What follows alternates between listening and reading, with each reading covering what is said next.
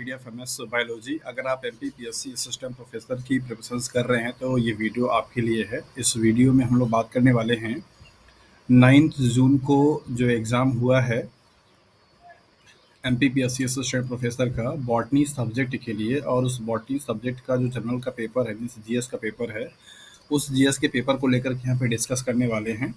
यहाँ पे हम इस जनरल के पेपर को सॉल्व नहीं कराएंगे, सिर्फ आपके अवेयरनेस के लिए है कि किस टाइप का आपके जीएस वाले पेपर में भी क्वेश्चंस आ सकते हैं, उनका एक आइडिया लेने के लिए। क्योंकि जनरल स्टडीज़ मेरा डोमेन नहीं है, तो मैं इसका एक्सपर्ट नहीं हूँ, इतनी मेरे पास जानकारी नहीं है कि मैं इसको आपको सॉल्व करा सकूँ और इस बात का दावा भी कर सकूँ कि ये जो मैं बता रहा हूँ वो सही भी है। सो इस वीडियो में हम लोग पेपर को सॉल्व नहीं करेंगे। बहुत सारे यूट्यूब चैनल्स हैं जहाँ से कि आपने होपफुली इसको देखा भी होगा, अगर नहीं देखा तो आप इसको देख भी सकते हैं।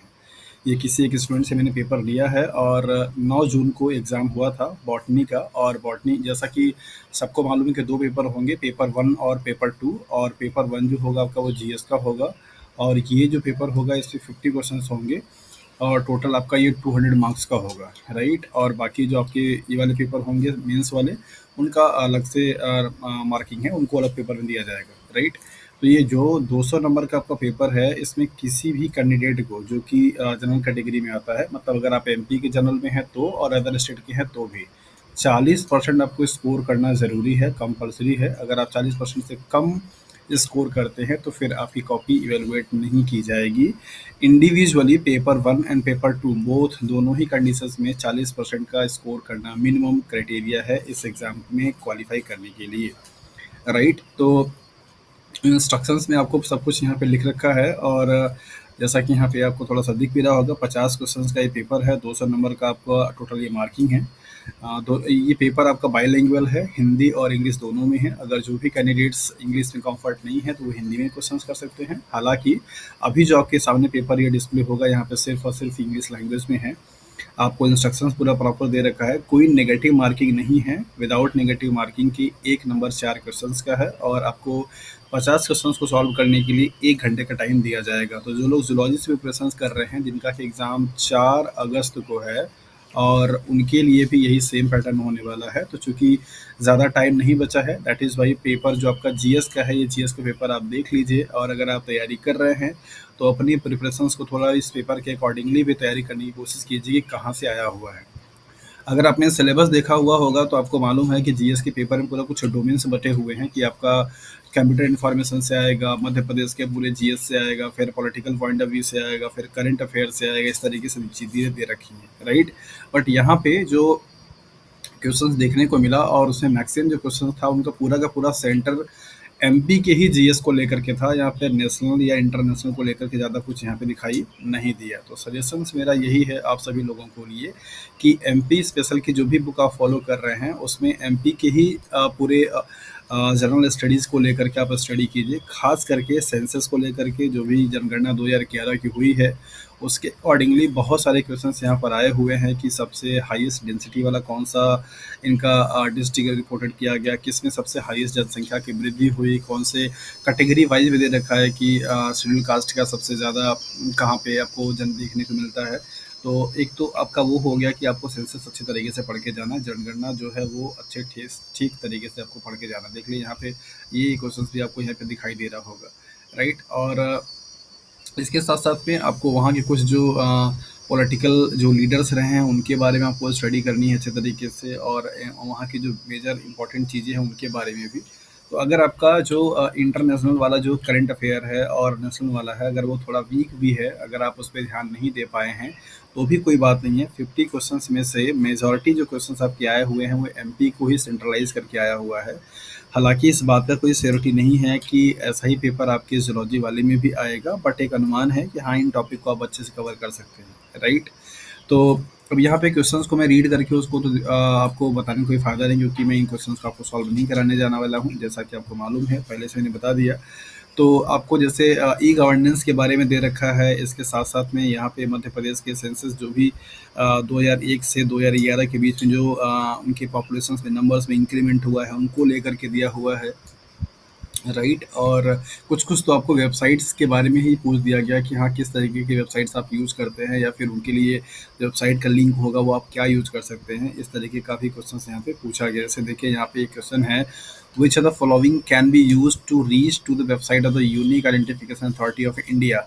तो इस वाले वेबसाइट पे जाने के लिए कौन से आप लिंक को यूज़ करेंगे, इन चारों में से आपको यहाँ पे देना है। हालाँकि ये कॉमन सा क्वेश्चन है, आप देख के भी समझ पाएँगे, आप आसानी से इसको कर पाएँगे।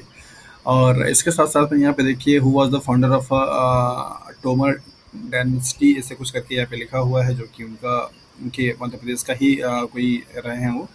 और इस तरीके से यहाँ पे कई सारे जो क्वेश्चंस हैं वो करंट अफेयर के साथ-साथ में आपको एमपी से ज़्यादा मिलते हैं। यहाँ पे और भी देखिए बहुत सारे क्वेश्चंस दे रखे हैं इस तरीके का। यहाँ पे दे रखा था, MP Madhya Pradesh government has launched to boost the innovative driving entrepreneurship culture. तो इस तरीके का जो वहाँ पे नई नई जो योजनाएं मतलब लॉन्च की गई हैं, नए नए जो चीज़ है उनके बारे में भी स्टडी करना काफ़ी इंपॉर्टेंट रहेगा। सो यहाँ पे आप देख सकते हैं ये सारे क्वेश्चंस में भी एमपी का ही पूरी तरीके से छाया हुआ है। एमपी के ही जीएस और उनकी चीज़ों को लेकर के सारी चीज़ें आपको दी गई हैं, है ना। यहाँ पे कंप्यूटर से क्वेश्चन पूछा गया, which of the following is not a hardware.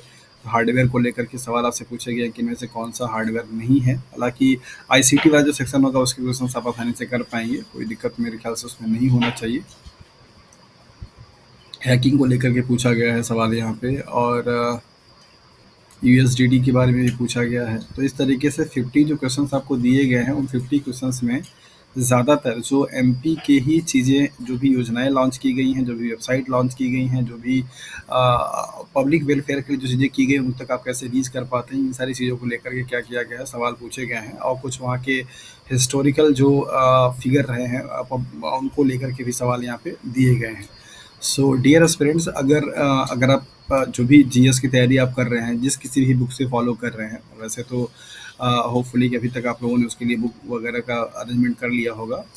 तो मिलाकर के कहना सिर्फ ये है, मैसेज पूरे इस वीडियो का सिर्फ यही है कि आप इस पेपर को देखिए और इस पेपर को एनालाइज कीजिए और उसके बेसिस पे अपने प्रिपरेशंस को थोड़ा सा शेप दीजिए कि आप अपना जो एमपी का जो जीएस है उसको अच्छे तरीके से फोकस आपको करने की ज़रूरत है।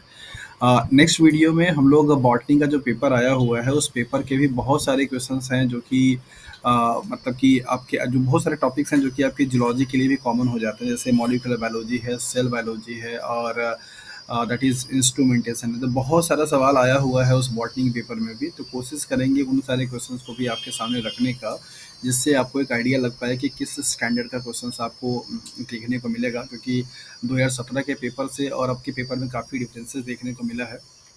बॉटनी के पेपर मैंने देखा तो उसमें बहुत सारे मॉलिक्यूलर बायोलॉजी के, इंस्ट्रूमेंटेशंस के, ये सारे जो क्वेश्चंस हैं वो आए हुए हैं। और तो उनके बेसिस पे आपको भी एक आइडिया लग पाएगा कि हाँ, आपको भी तैयारी किस तरीके से करनी है, राइट। तो आज के लिए इतना ही, और नेक्स्ट वीडियो में आपके सामने डिस्कस करेंगे बॉटनी के पेपर के उन सारे क्वेश्चंस को जो कि आपके सिलेबस से कॉमन है, like as molecular biology, immunology, cell biology, biochemistry. ये सारे जो पोर्शंस आपके जूलॉजी में भी दे रखा है, उन पोर्शंस के क्वेश्चंस को क्या करेंगे, हम आपके सामने यहाँ पे शेयर करेंगे, डिस्कस करेंगे, उनका उनका आंसर्स भी हम लोग क्या करेंगे, अच्छे से डिस्कस करेंगे कि किस तरीके से आप इसका आंसर्स को कर सकते हैं। So thank you for watching this video. अच्छे से अपनी स्टडी को करते रहिए, और अगर आपको लगता है कि किसी तरीके से एमएस बायोलॉजी आपकी हेल्प कर सकती है आपकी इस प्रिपरेशंस की जर्नी में, तो डेफिनेटली अपनी क्वेरीज को कमेंट सेक्शन से आप मेंशन कीजिए, चाहे वो स्टडी मटेरियल को लेकर के हो, प्रैक्टिस सेट को लेकर के हो, या फिर टेस्ट सीरीज को लेकर के हो। और अगर आप कुछ चाहते हैं कि हाँ, ये चीज़ किया जाना चाहिए जिससे कि आप लोगों का अच्छे तरीके से इंप्रूवमेंट हो सकता है तैयारी में, तो आप उसको जरूर सजेस्ट कीजिए। So thank you for watching this video.